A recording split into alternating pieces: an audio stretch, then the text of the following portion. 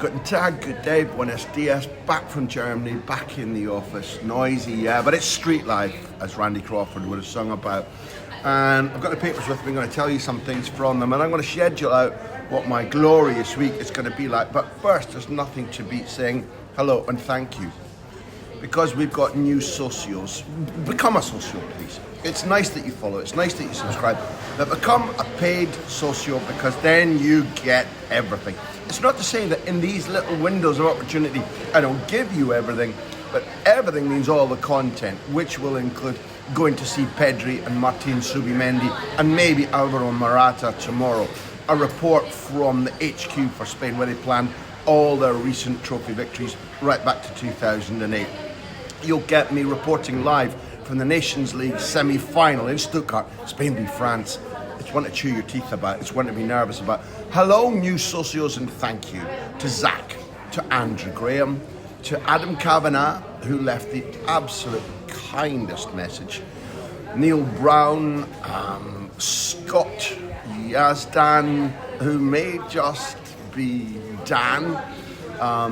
Welcome all of you, and thanks very much for supporting. I want to also say, Tim in Australia, man, I'm really sorry. Yeah, our notice that went out with the work I did from Munich did carry the scoreline. And you were in Australia, so you didn't know, so I'm really sorry. It wasn't 5-0, that was just a joke. Watch the thing that you recorded, and who knows what will happen, Tim. We'll try very hard not to make that happen again. Look, I don't know how easy this is to see. Well, that's Ter Stegen saying, I don't care about Joan Garcia. I'll be at Barcelona next season. Fine, he probably will, because he's got a contract. This is Robert Lewandowski, the Peter Pan, the Cliff Richard, if you like, of Polish football, saying, my age, it's only numbers. Yeah, maybe that's true of all of us, Bertie. But the message from Stegen is I'm staying. The message from Lewandowski is I'm staying, and I'm going to be as good as this season all over again. Job and Jude Bellingham having fun in the sun, in Ibiza. Club Tropicana? No, not quite. But Mark is saying that it's time for Jude Bellingham to add another string to his bow by chaperoning Trent Alexander-Arnold through what they hope to be his first tournament with Real Madrid. Sorry about the Ronnie Corbett touch there. His first tournament with Real Madrid, which will be the World Club Cup, coming up in a couple of weeks' time. Where will we go first? You're right, I did mention I'm going to Las Rosas, which is just outside Madrid, over towards Majadahonda, where Atletico Madrid train at the moment. And it is the HQ, the Brains Trust, where the triumphs of 2008, 2010, 2012, 2 Euros and a World Cup, and then the Nations League and the European Championship victories, all planned at Las Rosas. So I'm going to fly there tomorrow. We have scheduled interviews with Pedri. Yes, again, Pedri, who only a couple of weeks ago was explaining to me why he does this when he scores, why he does this every time he sees me. And he says, but the first one, he doesn't even know why he began doing it. Why does he do it to me whenever we meet? Which he does, folks. I'm not boasting. It's the truth. He said, because I know you'll do it back to me, and you're somebody I like and trust. Hot flush, obviously. Mucho Pedri. The reason for going through to Las Rosas is because Spain are playing against France, and it's a tie to be nervous about in Stuttgart on Thursday night. Why? Because, well, last summer Spain edged through 2-1 in a game which eventually they probably did deserve to win, but against a very moribund French side that were extremely tired, in my opinion. Wonderful, wonderful goal from Lamine, winner from Dani Olmo. But on that day, you could see that Kylian Mbappé, even though he threatened to take Jesus Navas to the cleaners in the first 15 minutes, once Spain punched back, there was nothing left in his tank, nothing at all. That's not the case now after a 43-goal season for Real Madrid and a little bit of rest, and then Clairefontaine and off to Stuttgart.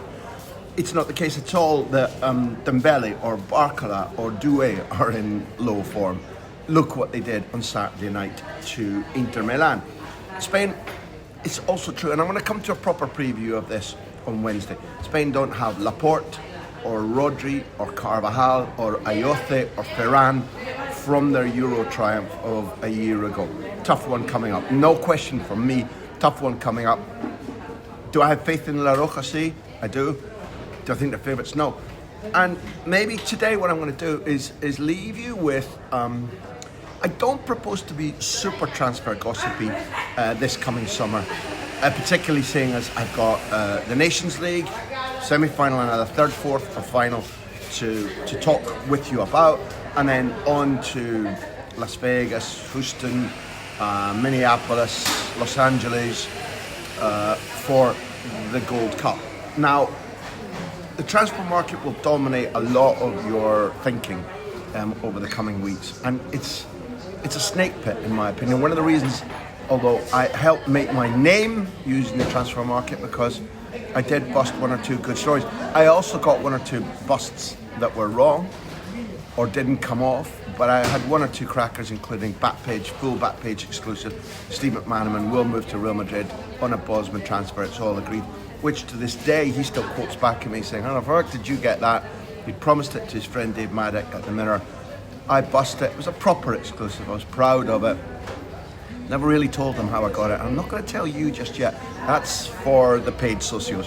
However, Florian Wirtz, or Wirtz, if I was to be accurate about the German pronunciation of his name. You'll be tired of me speaking about Dietmar Hamann, even though I've only done it once on this stream. On Friday night, when Dietmar Hamann was asked by one of the licensing partners at the event that I was at in Munich about the possibility of Wirtz signing for Liverpool, he eulogised him.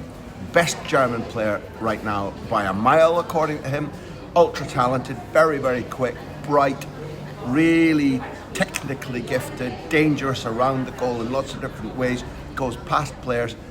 And Dietmar said, he's tough as fuck. He's flinty as fuck. He said, remember the way in which Bergkamp could protect himself. That's what Wirtz does. He's physical.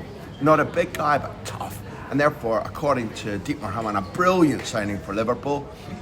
We know that Liverpool and Leverkusen and Wirtz have been dancing the dance and blowing kisses at each other from the balcony for some weeks now.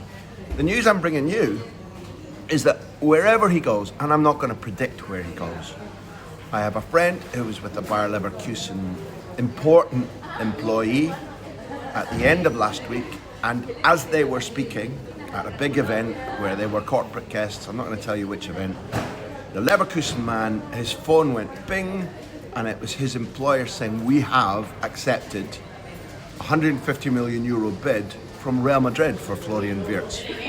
Now, the reason I mention it is that this is a hell of a way for Xabi Alonso to start his term as Real Madrid manager. If they beat Liverpool, one, publicly, there'll be a lot of crowing from the Real Madrid fans. If they beat Liverpool to the sign, if they do, to the signing of Florian Wirtz, Liverpool and Real Madrid are going to be going toe-to-toe for the Champions League next season. They are going to be in the posse of clubs that might win in Budapest. To rob an opponent in summer and not let them strengthen, good business. But they're not doing it for that. If Real Madrid have ponied up 150 million euros, and I thoroughly believe that that bid is true, and it's true that it was accepted. The test now is, will playing at Real Madrid and will playing for his former boss, Xabi Alonso, be enough to make Florian Wirtz say to Liverpool, I'm sorry, the game's a bogey, everything's changed, I'm off to Madrid. Will that happen? If it does, it's an immense first boost for Xabi Alonso, because he then has a central footballer who knows the scheme. It may change from 3-5-2 to 4-3-3, yeah. But Wirtz knows the boss's orders, the drills, the attitudes, the behaviour. And Xabi Alonso has a lieutenant on the pitch immediately. All right, look, that's shared with you. Thanks for listening, thanks for being there. What a week this is going to be. What a last couple of weeks it has been. I hope you've enjoyed it. If you've got things you want to know, send the questions in. Tim, sorry again, I really mean that from the heart. You socios, os quiero fenomenalmente bien. Muchas gracias. And listen, I'll see you tomorrow in Madrid after Las Rosas. We'll give you a feature look at what their HQ looks like. And for general terms, just look, you know the drill. Stay tuned.